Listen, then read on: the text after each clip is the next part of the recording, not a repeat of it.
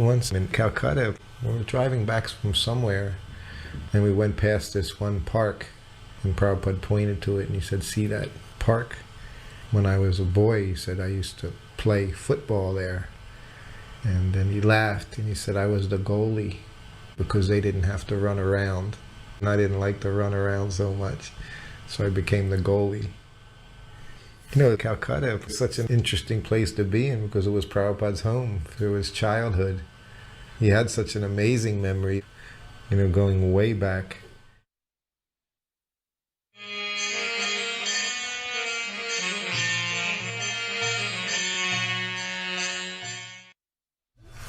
I remember the first time going to Mayapur with Prabhupada. It was just one carload of devotees. It was just Prabhupada, myself, his secretary, and or maybe two cars, you know, then a few other devotees, and we prepared prasadam and stopped at the mango grove. And it grew into a really big, you can see a really big ritual here with dozens of devotees. But it started out very simply, and it was a very beautiful place, and it was nice. It was like the halfway point on the way to Mayapur. The first time I went to Mayapur with Prabhupada, there was just a thatched roof Goshala where Prabhupada stayed. So things changed quite rapidly. And this, you know, also changed from just a few devotees into, you know, a caravan of vehicles headed to Mayapur. But again, the principle of it was always the same. Prabhupada taking prasadam. It's still, the same consciousness was there. Prabhupada sat quietly and honored prasadam. Krishna Hare Hare Hare Krishna Hare Krishna Krishna Krishna Hare Hare.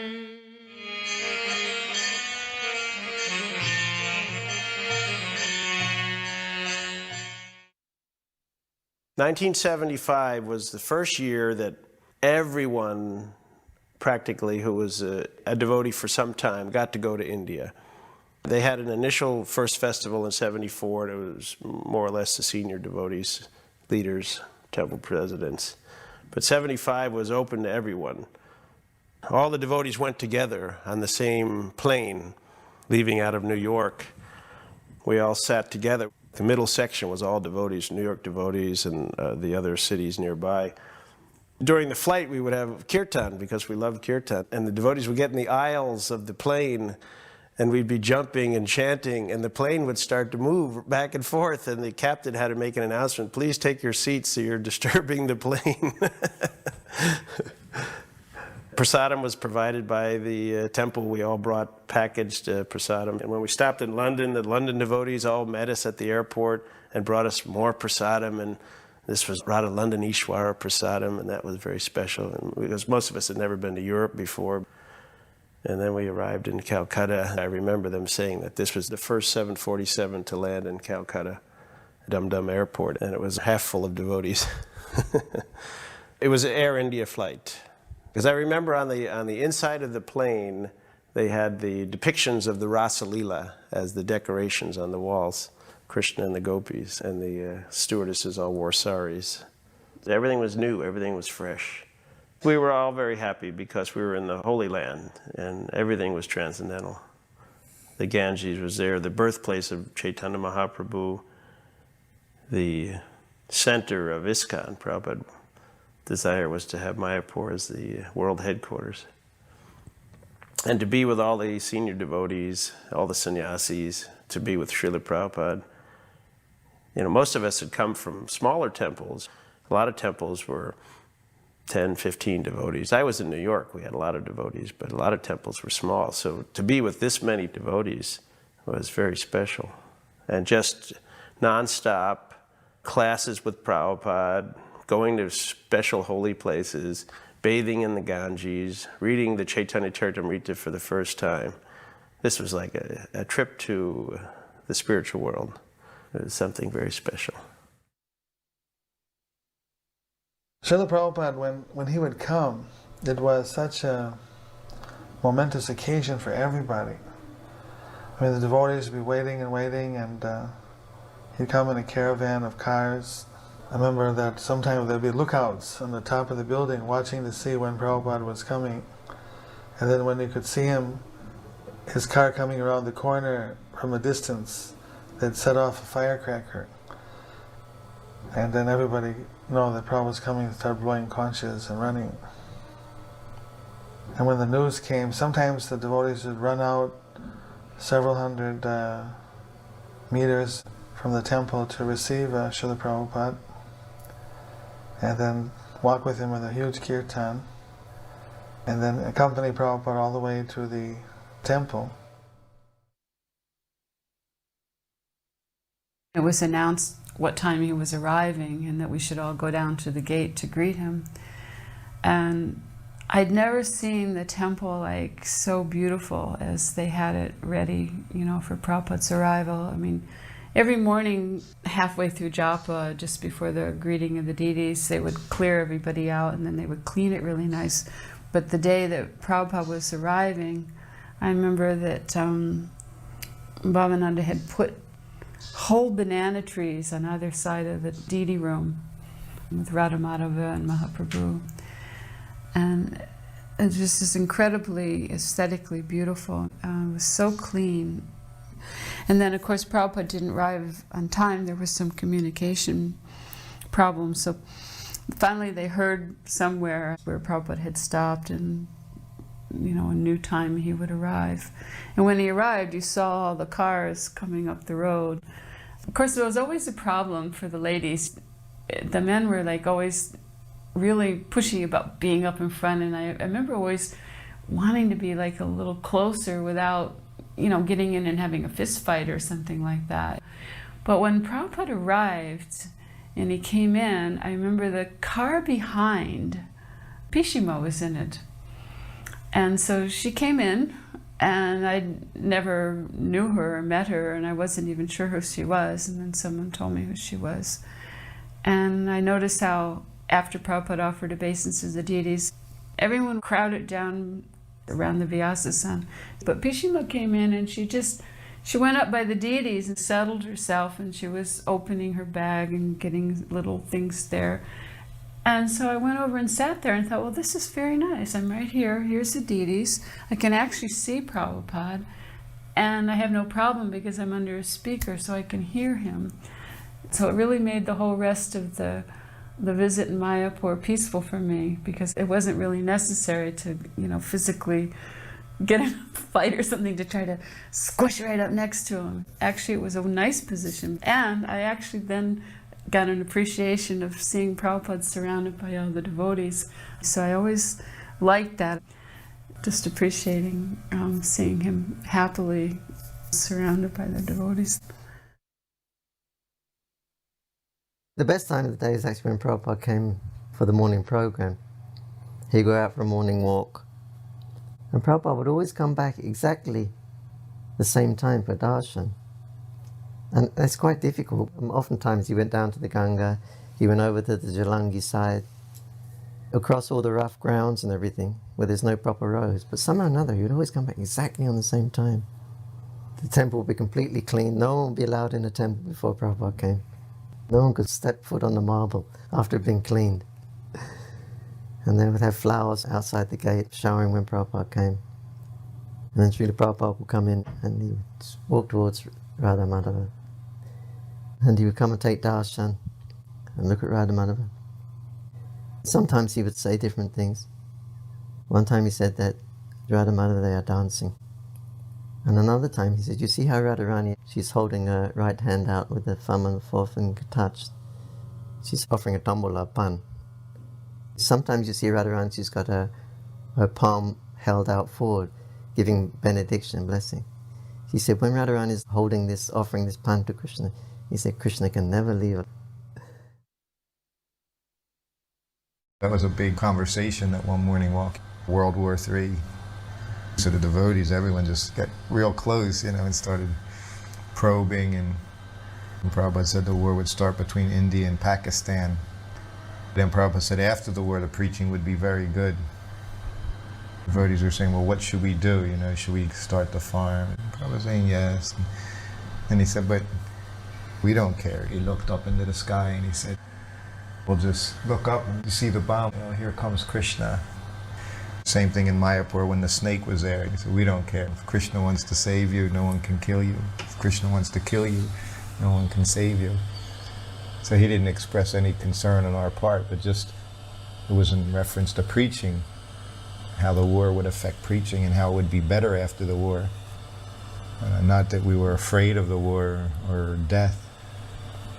But one walk, when we used to walk in those little single files, like along the little paths, you know, between the paddies, he said something to the effect like, Prabhupada, how do we understand that the spiritual master knows everything?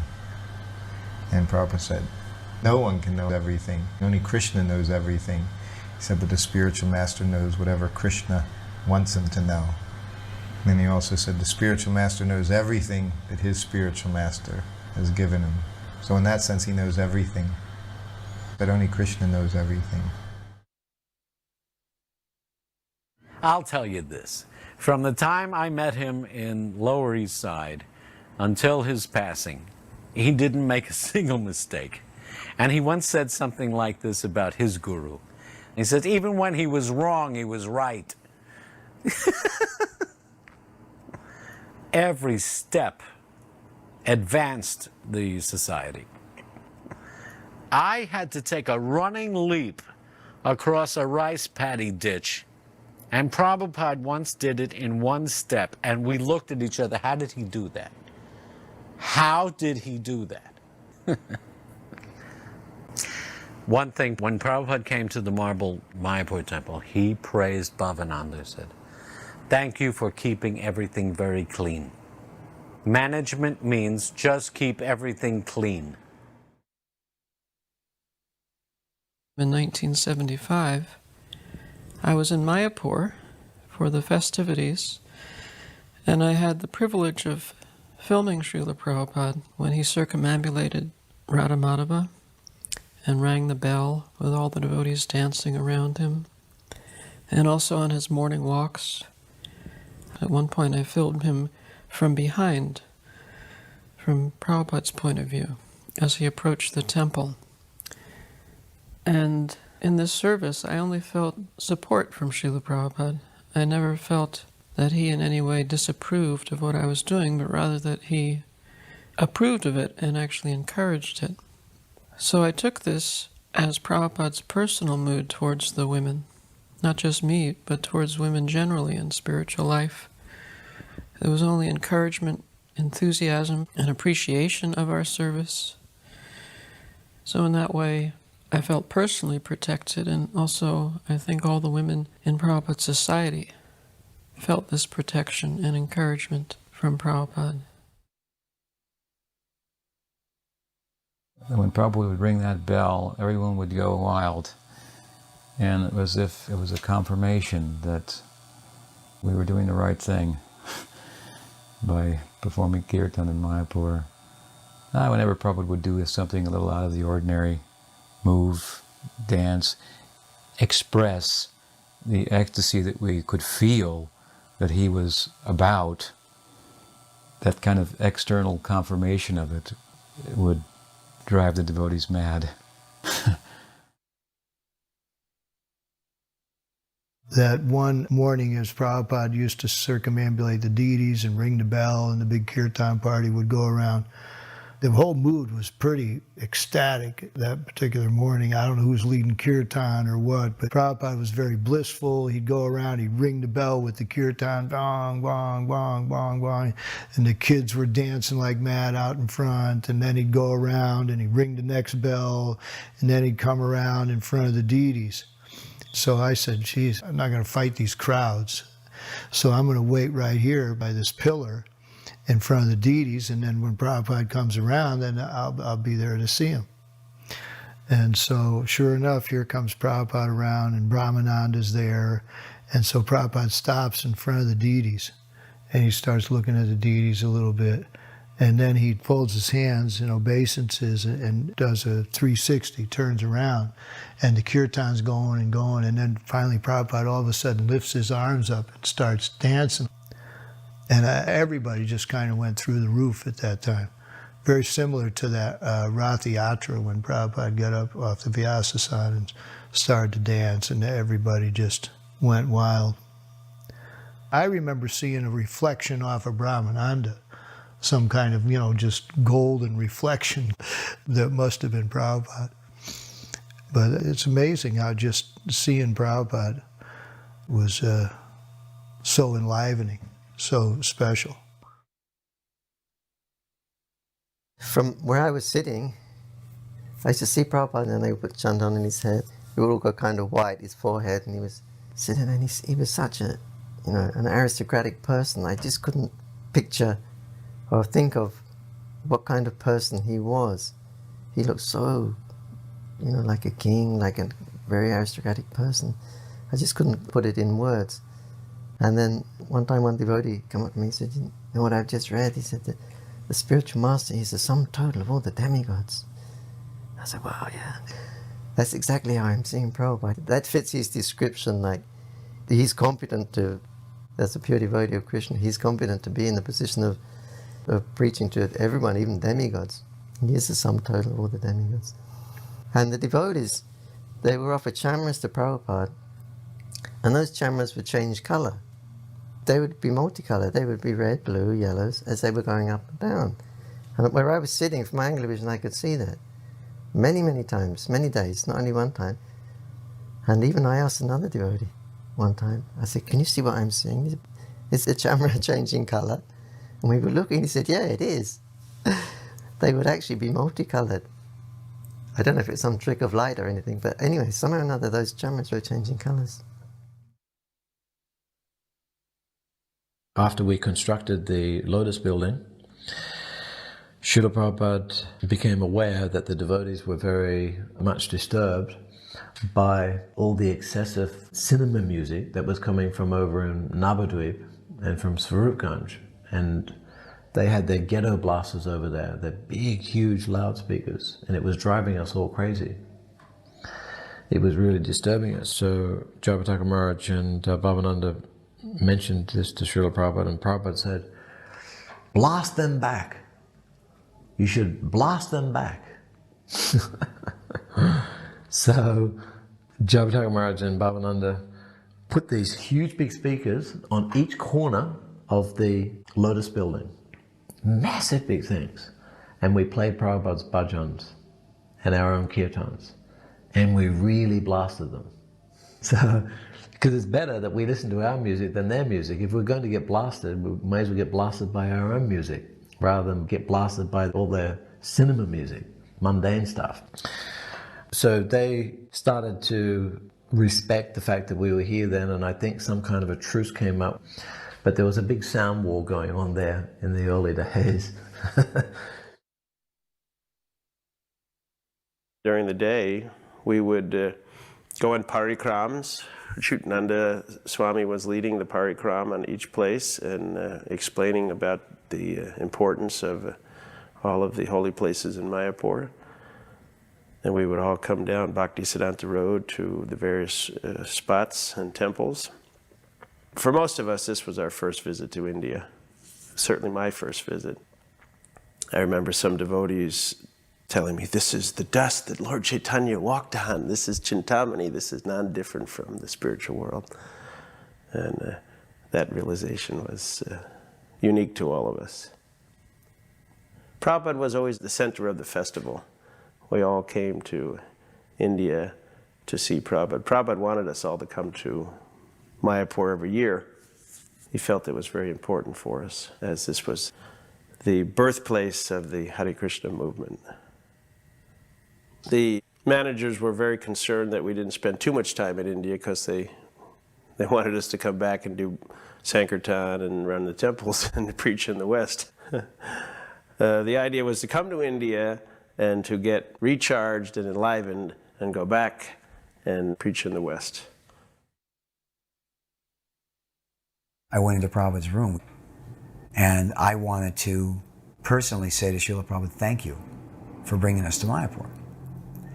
So in the darshan, we're all sitting there listening, and when it was over, everybody offered their obeisances. So I stayed down on the floor longer and offered my obeisances very, very slowly, so that when I stood up, pretty much everybody was out of the room. So I walked forward to Prabhupada, sitting at his desk, and he was going to drink some water. And I stepped forward and I said, Srila Prabhupada? And he was just about to drink, and he said, yes.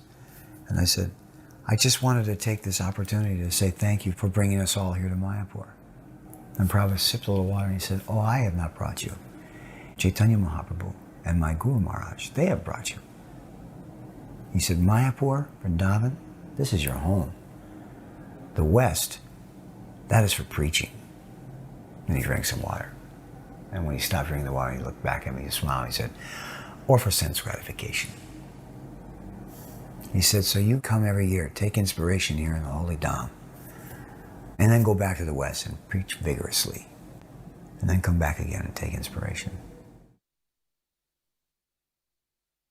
One day on the veranda outside his room at Mayapur, Prabhupada was saying to us, you have all been sent by Bhakti Siddhanta Saraswati Thakur to help me in spreading this mission.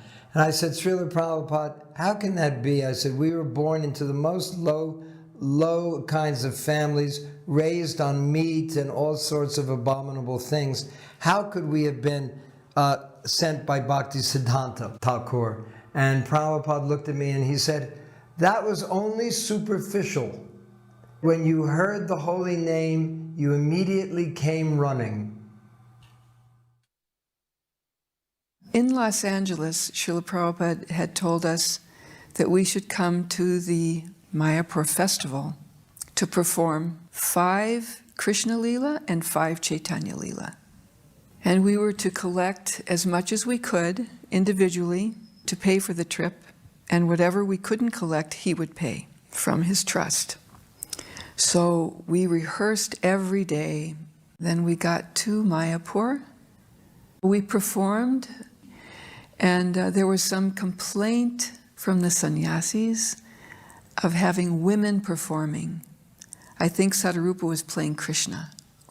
So there was a little bit of upset, and the performances were stopped. We didn't know quite what to make of that. It was a very difficult period because we thought, why doesn't Prabhupada just tell them that we're doing it anyway?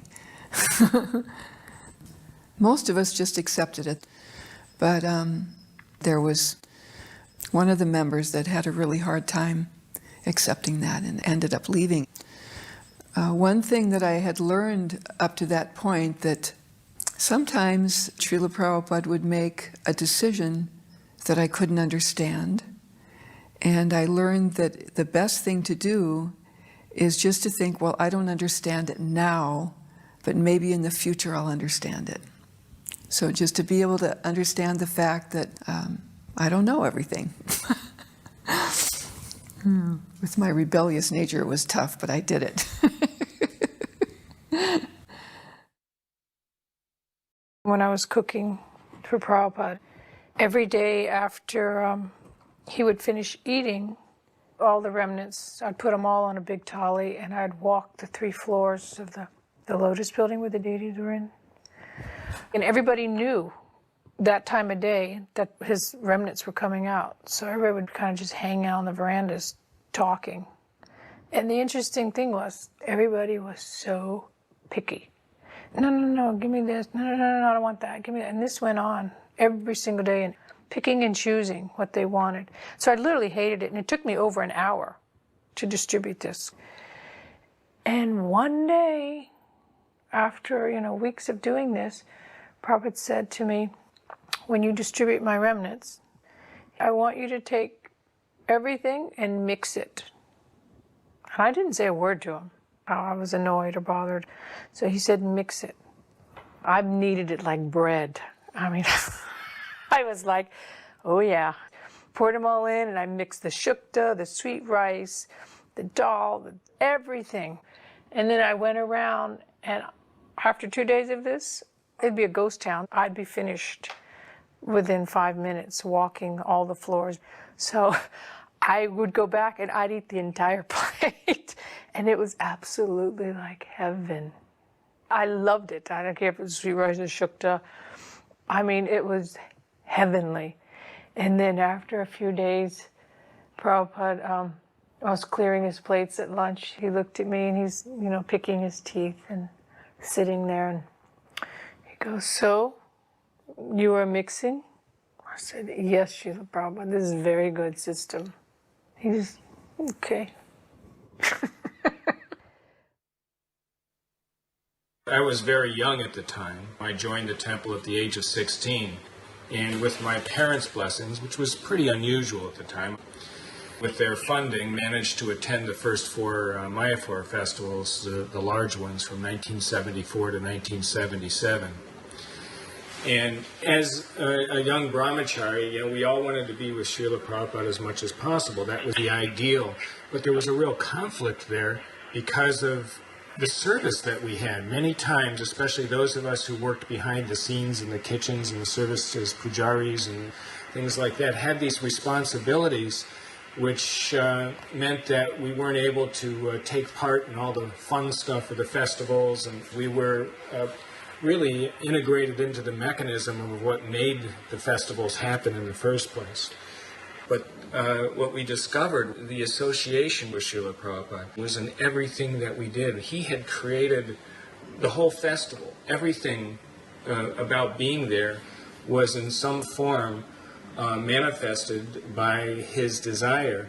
All the different interactions with the public, the interactions amongst devotees, we were all there for the same purpose. So what I felt was that just by being there and just by participating, that it was fulfilling. It was something that was part of fulfilling Srila Prabhupada's greater mission. And as a result of that, it was incredible. It was actually a life-changing experience for me.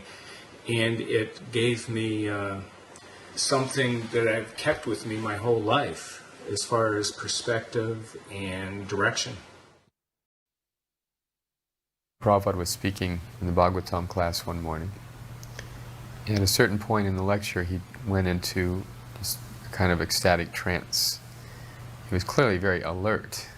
It wasn't that he appeared in any way to be dozing. His eyes were just closed. And he appeared to be ruminating very deeply. But he was silent for a long time. And everybody in the temple room was dead silent. It was a very, very poignant moment where everyone was in utter state of attention. And nothing was being said. Everybody was just waiting for Prabhupada to do something. And nobody dared make a sound. And after what seemed like much longer, but was probably a minute or two, Hansaduta started chanting Nama Om Vishnu Padaya, and just sort of broke the moment. And Prabhupada kind of shook his head and indicated to go on chanting. So then Prabhupada went up to his room, and then this big argument started, downstairs and outside Prabhupada's quarters with the different devotees. They were all speculating on what the proper etiquette was when your spiritual master goes into ecstasy on the Vyasasana.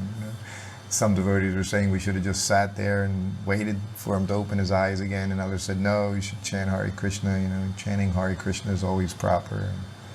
So anyway, it went on, and disagreement was there. So then we just had Prabhupada. You would just go to Prabhupada and ask him.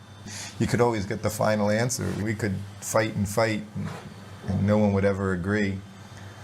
So anyway, Brahmananda was his secretary at the time.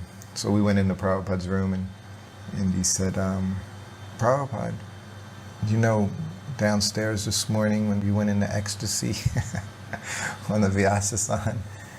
And Prabhupada just looking, and he said, well, we were wondering what's the proper thing to do when you do that. And Prabhupada got just shy and humble and said, I don't do that very often. He said, no, Prabhupada, it's all right. But when you do it, he said, what should we do? Should we just sit there and wait for you? Or should we start kirtan? Should we start chanting? And Prabhupada said, you can chant Hare Krishna. And that was it. But we were so silly, It would have been nice just to sit there, even if it was an hour, you know, it would have been wonderful. Because when Prabhupada went into ecstasy, you couldn't help but, on some level, feel ecstatic symptoms yourself.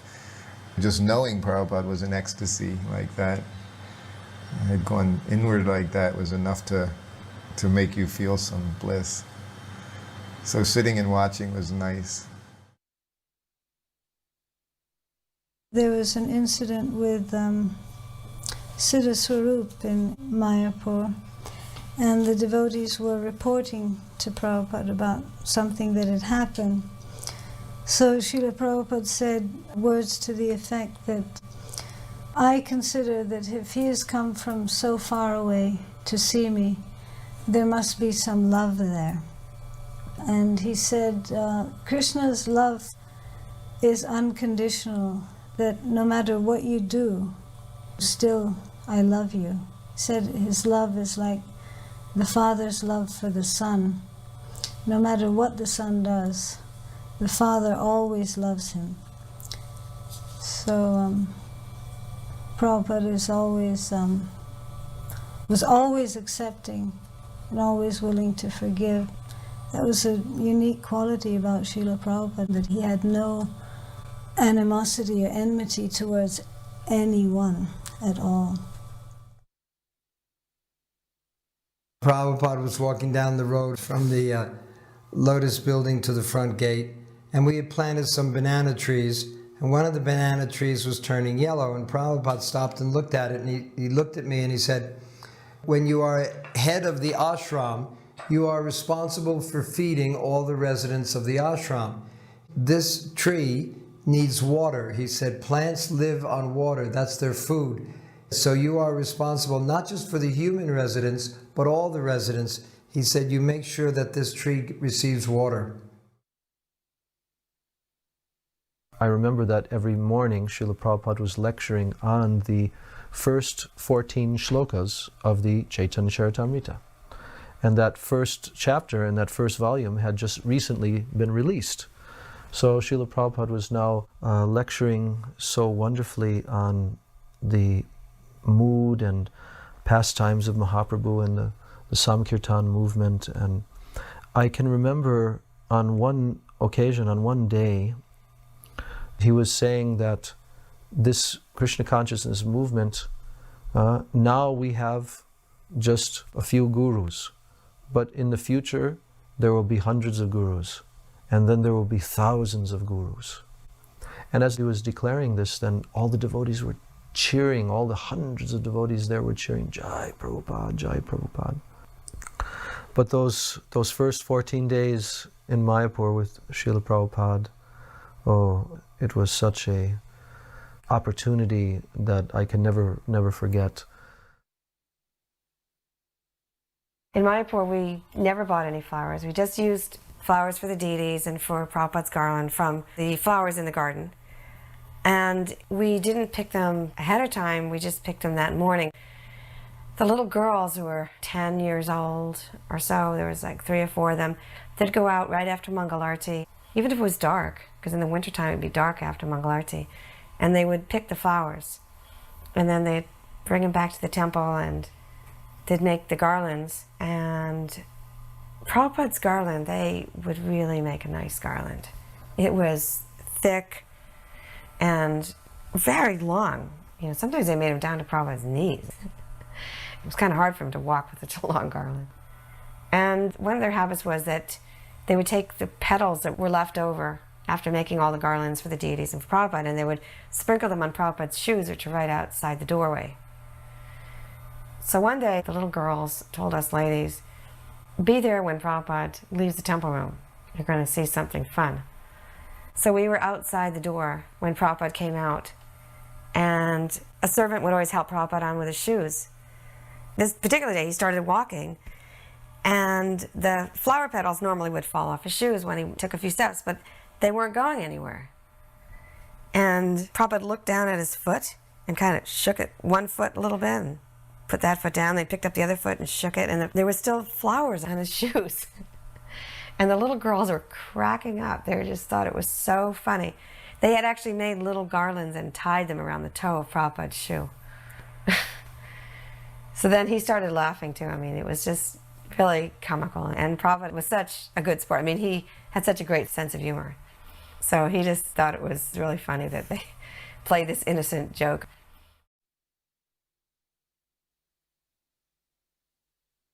I remember one evening the Manipuri dancers came to perform in front of all the devotees and Srila Prabhupada. And this is perhaps even the very first time I think Swarup Damodar Maharaj had organized. And they were performing a kind of Ras Leela dance. Now, Prabhupada was sitting and watching this in the temple room, and he was surrounded by many sannyasis, and of course there were many, many brahmacharis as well during that time.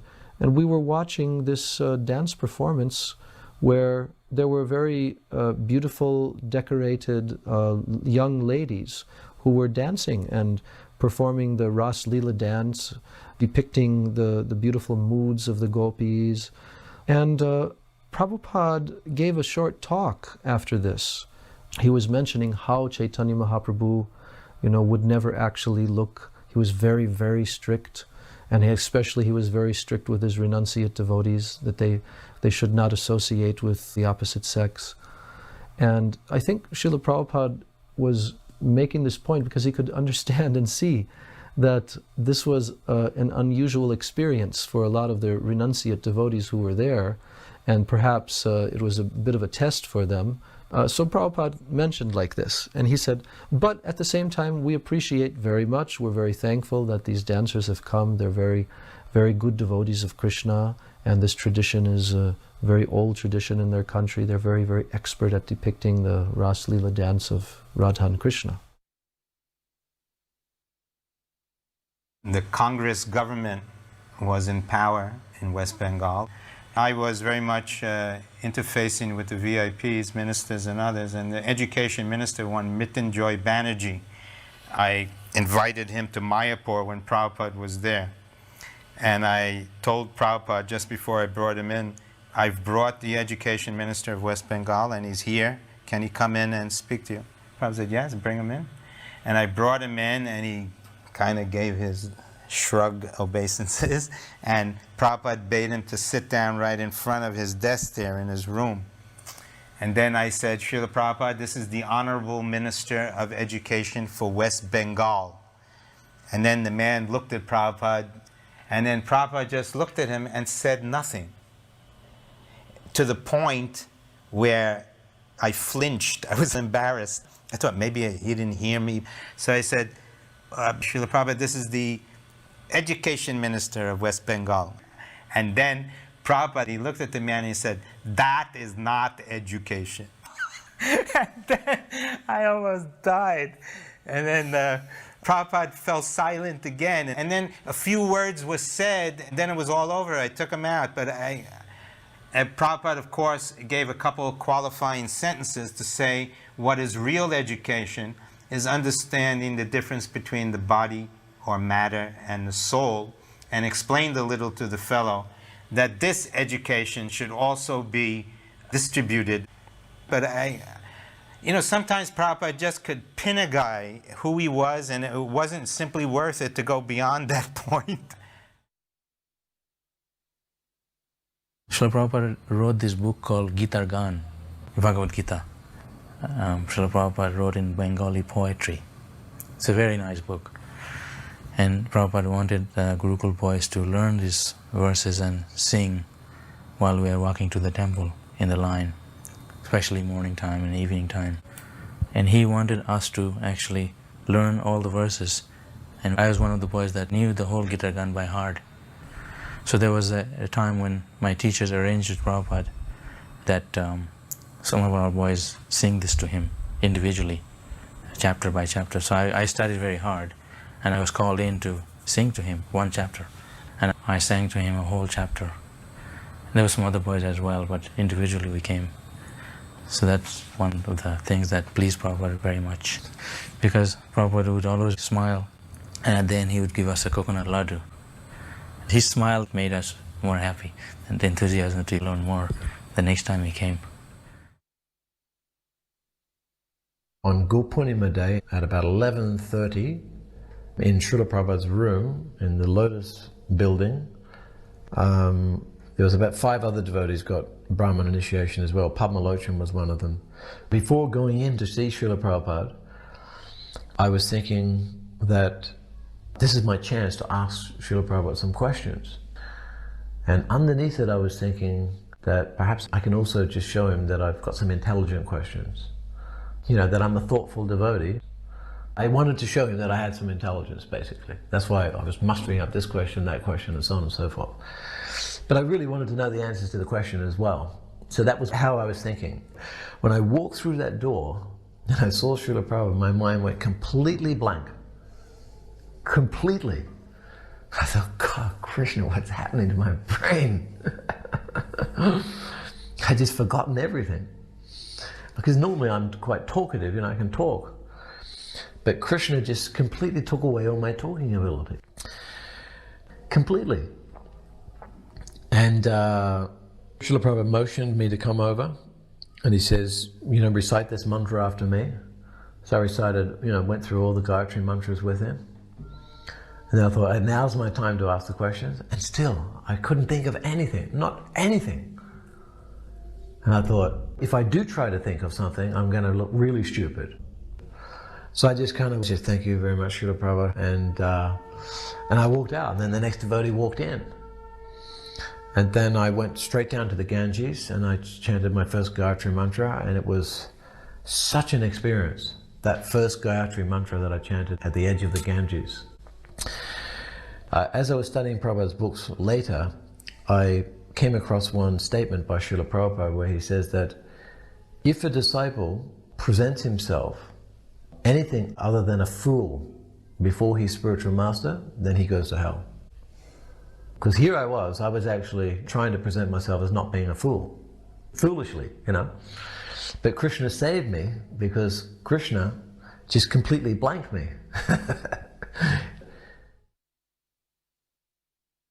Prabhupada's Gaur Purnima lecture that year went right to my heart. You know how you have that experience that even though there's a whole crowd, the whole temple room was filled with devotees, that nevertheless he's speaking directly to you because of what I had gone through in the festival and attempts about deities and things that are my own story. I felt that the questions were answered, and Prabhupada said, people are trying to worship Radha and Krishna. He said, I was walking in Calcutta and I saw in a bookstore, there was a picture of Radharani on the cover of Bhagavad Gita. On the cover by herself. And then he said how actually Radharani is not even mentioned in Bhagavad Gita. Not only was it a picture of Radharani, had her in a very like unchaste way, you know, with her hair hanging and with no Krishna. That was the cover of Bhagavad Gita. And he said, people want to worship Radha and Krishna, but they don't even know who Krishna is. And then he said, it's not possible to worship Radha and Krishna until first you know who Krishna is. And if you want to worship Krishna, then first you have to understand Lord Chaitanya. And don't think that you can worship Lord Chaitanya without first worshiping Nityananda. And then he said, and don't think that you can worship Nityananda until first you follow in the footsteps of the 6 Goswamis. He would continue on. I mean, there was interviews. And then he said, and don't think that you can ever follow in the footsteps of the 6 Goswamis until first you follow the order of the spiritual master. Although we had, by writing, gotten permission to see about purchasing Radha Krishna deities, this was the idea, you know, coming to India. And I remember sitting in the audience and feeling like Prabhupada personally, in a most direct but nevertheless compassionate way, just kind of like put me in my place. First you must follow the order of the spiritual master.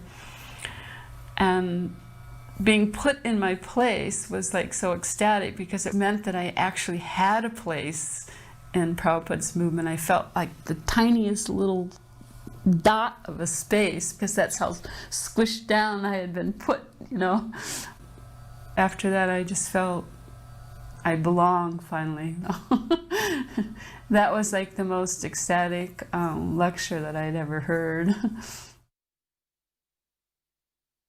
It was Gaur Purnima evening, early evening, and the moon was rising. So Lord Chaitanya's moon was rising. We were walking close to the mandir, and we just glanced up, and there was Srila Prabhupada outside of his quarters, and he had his arms on the balcony. His head was resting on the back of his hands, and he was just watching the moon rise. And we just immediately paid our obeisances, but it was just so beautiful to see him looking at Lord Chaitanya's moon in Mayapur.